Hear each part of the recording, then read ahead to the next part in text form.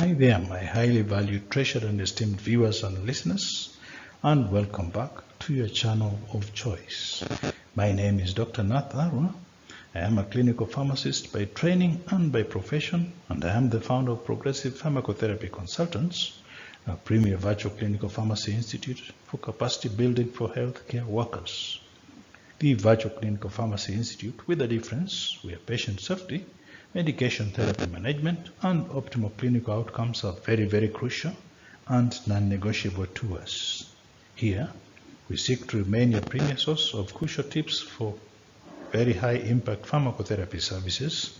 So I humbly urge you all to sit back and spare me part of your very precious time to share with you some very useful tips which may prove very, very handy indeed in your line of duty. So I welcome you all to part 131 of our Pharmacotherapy MCQ series, Majoring in Infectious Diseases.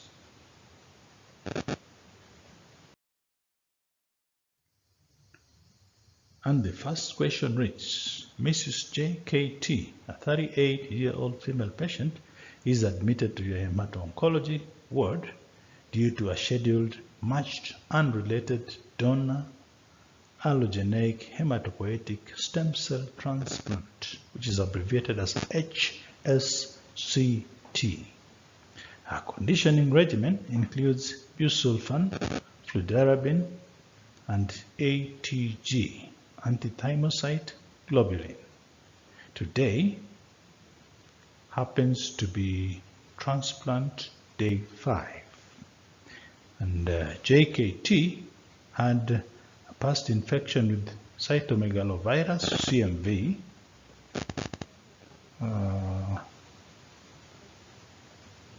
IgG positive, and she's also IgM negative according to labs, while her donor is seronegative.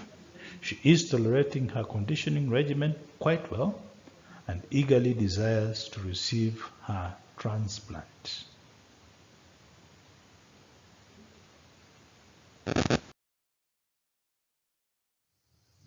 She has a past medical history of acute myeloid leukemia, AML, and she is in second complete remission.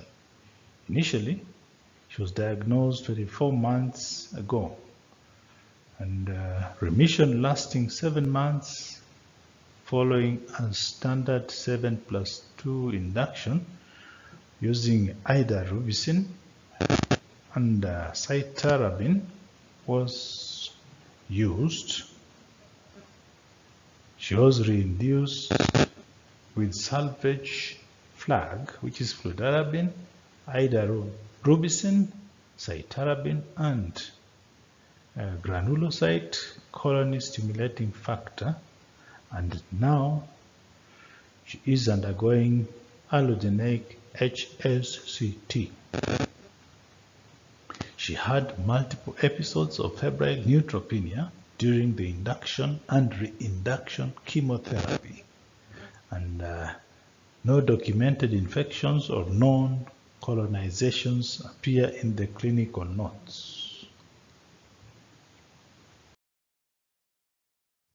Currently, she receives busulfan, and pharmacokinetic dosing is done to area under the curve of 5,000 micromoles per minute, IV on days -6 to -3, fludarabine 40 milligrams per meter squared, IV on days -6 to -3, ATG 0.5 milligrams per kilo IV on days -3, and ATG 2 milligrams per kilo IV on day -2. Then phenytoin 600 milligrams orally daily for seizure prophylaxis, because busulfan may cause or trigger seizures on day -7 to day -3. And then ondansetron at a dose of 16 milligrams IV PRN for nausea prevention as part of the pre-medication.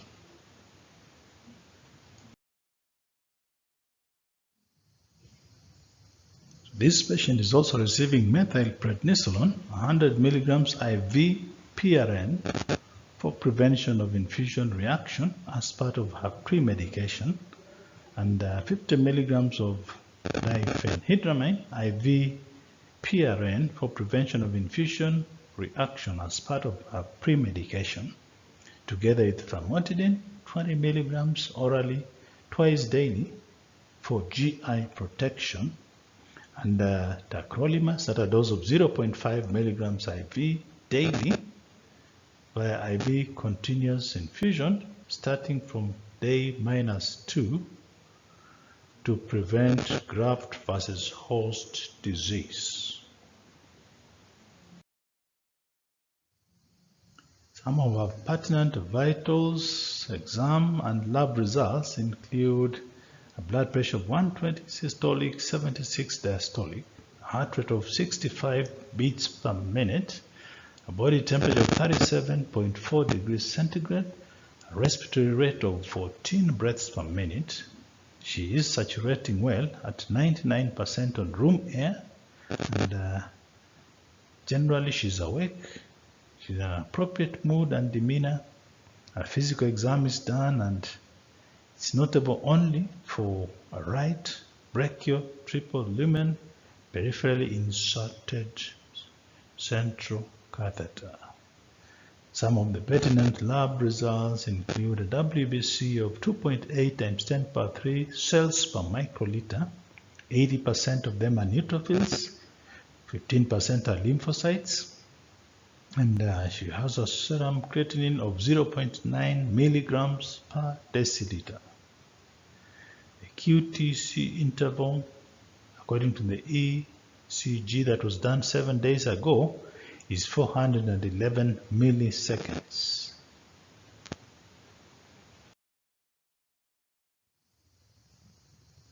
So my question to you is, which of the following antimicrobial agents would be the most appropriate during JKT's neutropenic phase post-transplant? Would it be cefdinir, levofloxacin, moxifloxacin, or coamoxiclav augmentin? I'll give you 10 seconds to choose the correct answer.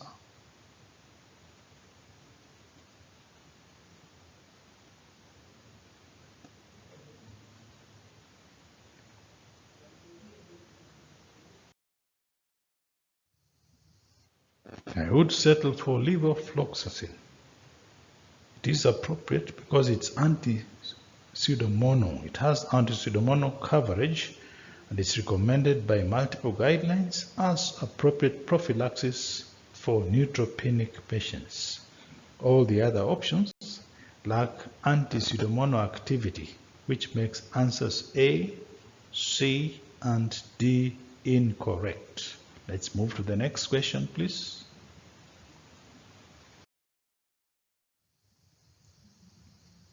And it reads, which of the antifungal agents listed below would be the most appropriate for prophylactic use in patient JKT's clinical scenario? Would it be isavuconazonium sulfate? Would it be posaconazole? Would it be voriconazole? Or would it be fluconazole? I'll give you 10 seconds to choose the correct answer.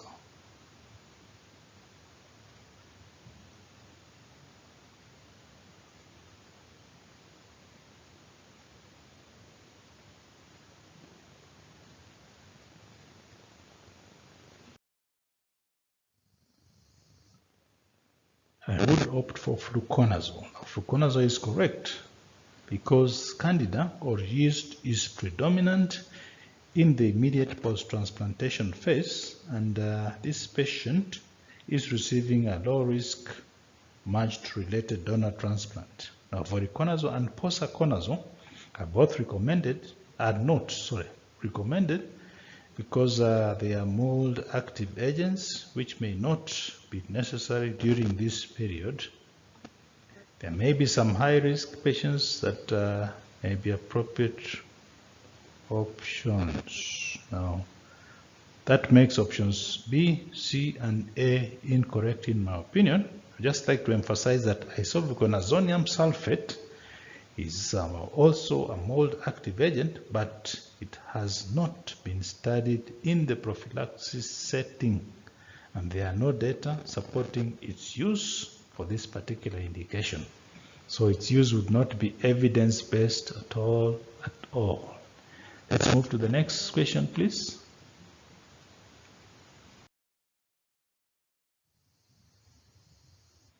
And it reads, which of the antiviral agents listed below would be the most appropriate for prophylaxis or prophylactic use in patient JKT's clinical scenario?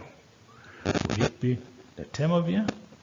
Would it be foscarnet? Would it be valganciclovir? Or would you settle for valacyclovir and letermovir?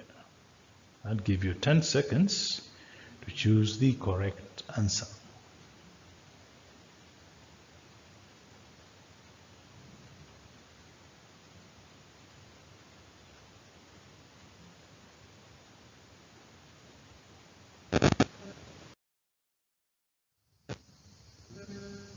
I would settle for valacyclovir alongside letermovir.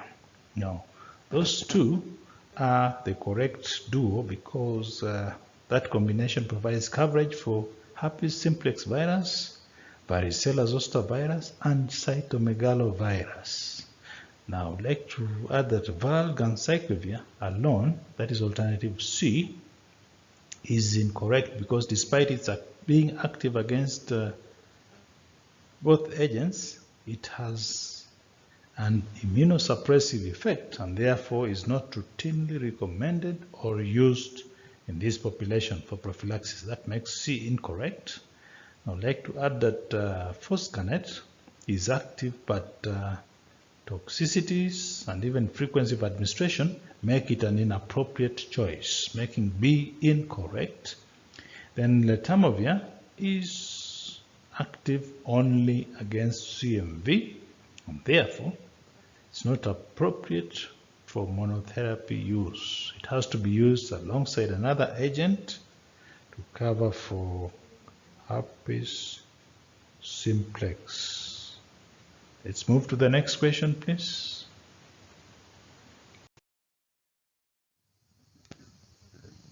So this question still refers to the above patient. To date, patient JKT is 4 months, that's 120 days post-transplantation. She remains in remission and she has developed grade 3 of 4 acute graft versus host disease of the colon, which is managed with prednisone 40 milligrams orally once daily and tacrolimus 3 milligrams orally twice a day. She presents to the accident and emergency department with severe non-bloody diarrhea and abdominal cramping. A serum CMV PCR performed at the time of admission revealed a viral load of 18,786 international units per ml.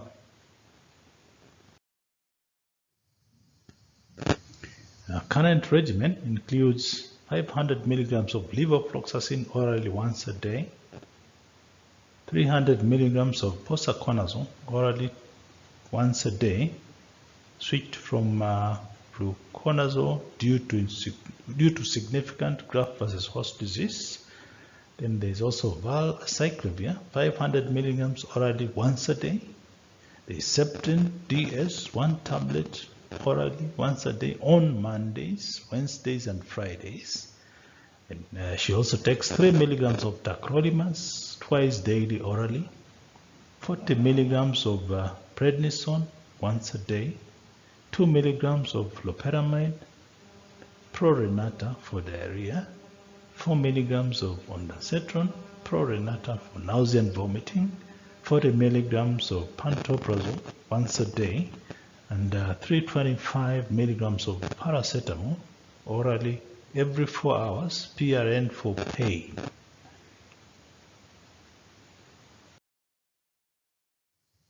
Some of our pertinent vital signs include a blood pressure of 112 systolic, 78 diastolic, a heart rate of 124 beats per minute, a temperature of 39.4, slightly feverish, a respiratory rate of 24 breaths per minute, and the saturation is not bad. It stands at 97% on room air, and this patient weighs 53.8 kilos.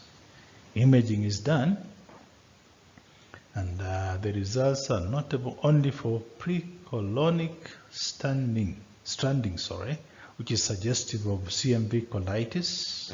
Otherwise, the patient is generally awake, significantly distressed, and complaining of constant pain. Physical exams are done, and they're notable for significant abdominal pain and tenderness. Bowel sounds hyperactive throughout.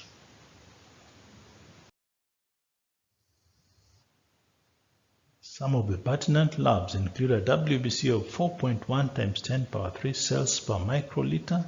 83% of them are neutrophils and 6% are lymphocytes.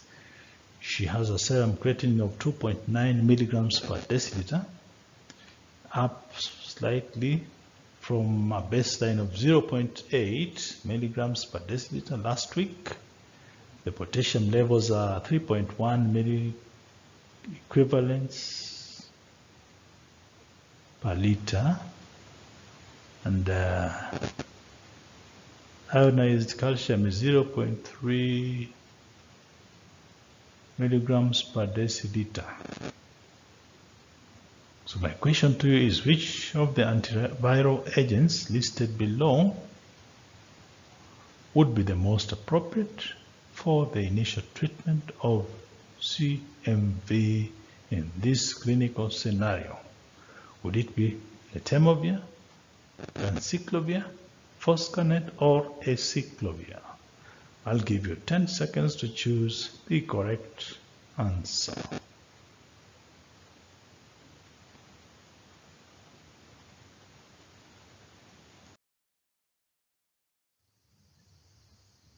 So anciclovir would be the most appropriate choice. It is correct because it is active against CMV and has a favorable toxicity profile in this particular clinical scenario. I'd like to remind you that foscarnet would also be used, but the ongoing acute kidney injury and the electrolyte abnormalities make it an inappropriate option. So that makes answer C incorrect. And I'd like to add that acyclovir is not active against cytomegalovirus, CMV. That makes answer D very incorrect.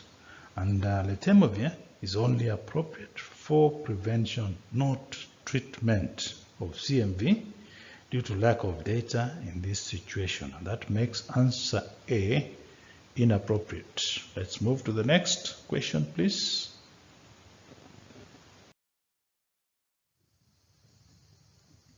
And it reads, the infectious diseases consultant takes over the management of patient JKT above. 72 hours after he initiates anciclovir, patient JKT's diarrhea improves significantly, his abdominal pain has resolved, so has the acute kidney injury. On day 9, the infectious diseases physician sends a sample for CMV viral load testing, and it returns negative. He decides to discharge patient JKT home with a prescription of valganciclovir 900 milligrams taken orally twice daily for 6 more days, followed by 450 milligrams orally twice daily as maintenance.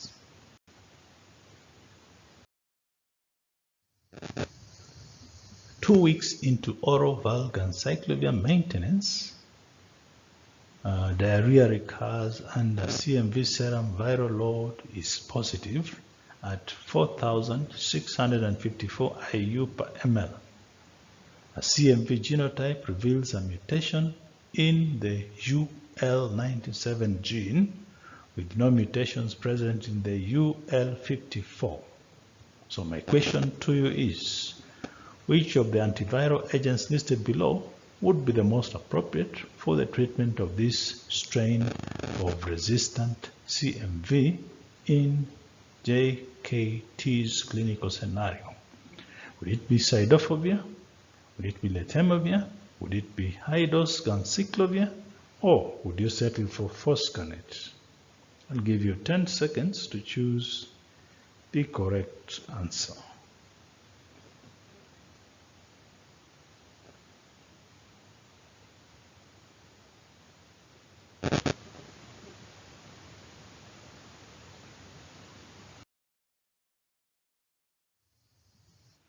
I would settle for foscarnet. Foscarnet is appropriate because it is active against UL97 mutant CMV. Remember that. Now, high-dose ganciclovir has little supporting evidence in this situation, and it also has significant toxicity associated with high doses, and that makes answer C incorrect in my opinion. I would like to add that letermovir has no data supporting its use in this situation, which makes answer B incorrect as well. Then I would like to finally add that acidofovir is likely to be active, but it has an unfavorable toxicity profile relative to foscarnet, which makes answer A incorrect as well. Let's move to the next question, please.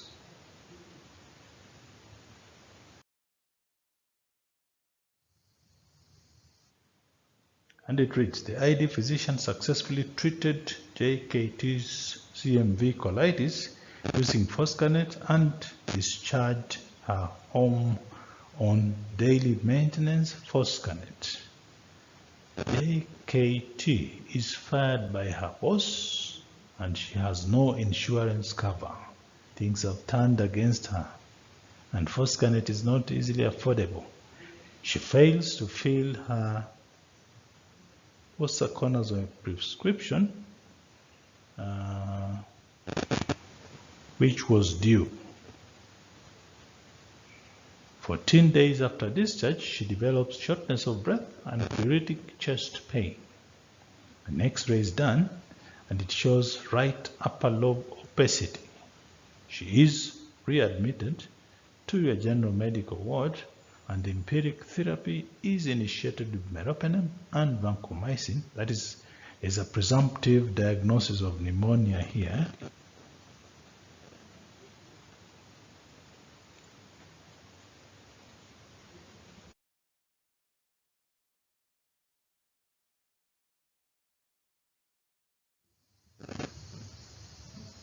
And 48 hours later, a serum galactomannan obtained returns with a value of 2.4 GMI. So my question to you is, which of the following listed below best supports a diagnosis of invasive aspergillosis in JKT's clinical scenario?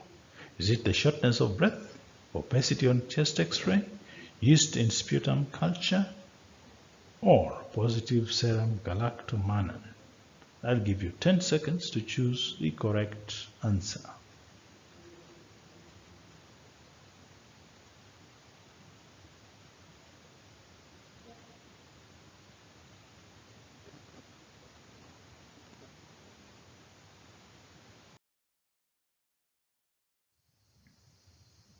So positive serum galactomannan it is. Now answer D is the correct answer because this is a relatively specific diagnostic marker for invasive aspergillosis. Along with the rest of the patient's presentation, such as a single lesion on imaging, pleuritic chest pain, that is highly suggestive, in my opinion, of invasive aspergillosis. Now, Aspergillus is a mold and not a yeast. So that makes answer C very wrong.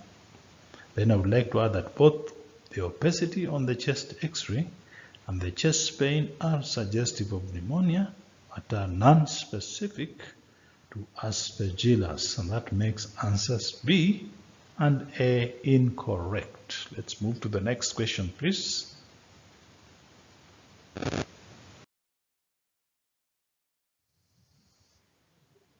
And it reads, which of the antifungal agents listed below would be the most appropriate for the treatment of this case of invasive aspergillosis? Would it be posaconazole?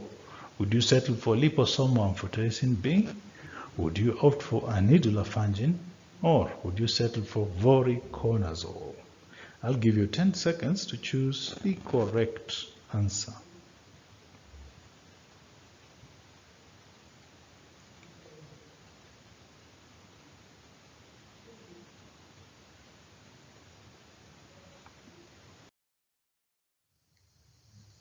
So voriconazole, Vifend, would be the best option.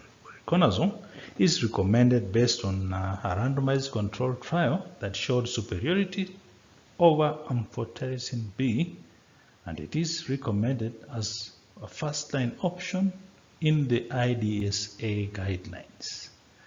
Now that echinocandin in alternative C, anidulafungin, is active in vitro but has not been studied in this scenario. And I would just like to add that echinocandins are not appropriate for monotherapy against aspergillus. That makes alternative C incorrect. Then I would like to add that liposomal amphotericin B is active but has unfavorable adverse event profile, causes nephrotoxicity, and it may be less effective than voriconazole. That makes answer B incorrect as well. Then I would like to add that posaconazole is also active in vitro but has not been studied extensively as first-line treatment and is generally not recommended as first-line therapy. That makes answer A incorrect. Let's move to the next question, please.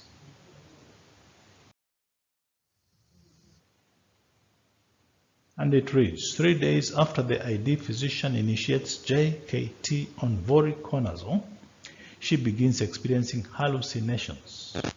She claims she sees her boss shouting at all her staffmates in her room. She also complains of floaters. She soon realizes these were just hallucinations. She has no altered mental status, and her blood sample is drawn immediately prior to her last dose for trough voriconazole concentration determination. 4 days later, the value is 6.2 milligrams per deciliter, according to your lab.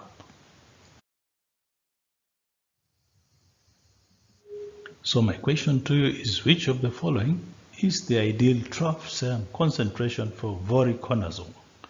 Is it above 1 microgram per ml?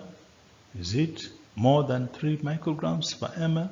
Is it more than 5.5 micrograms per ml? Or is it below 1 microgram per ml? I'll give you 10 seconds to choose the correct answer.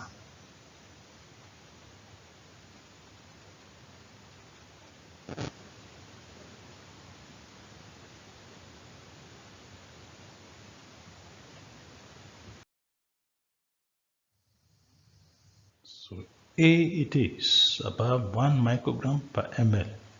Now A is recommended minimum trough concentration for voriconazole. Let's move to the next question, please.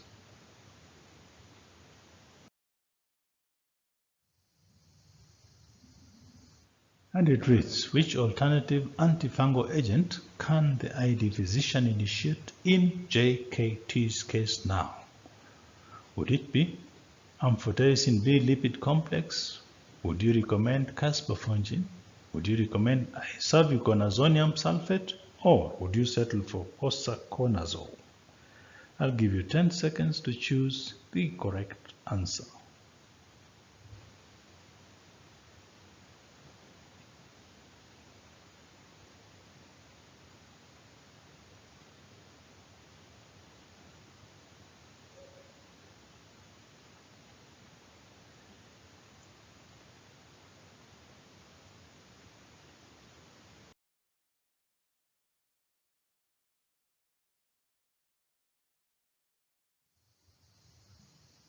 In my opinion, isavuconazonium sulfate would be the most appropriate substitute here.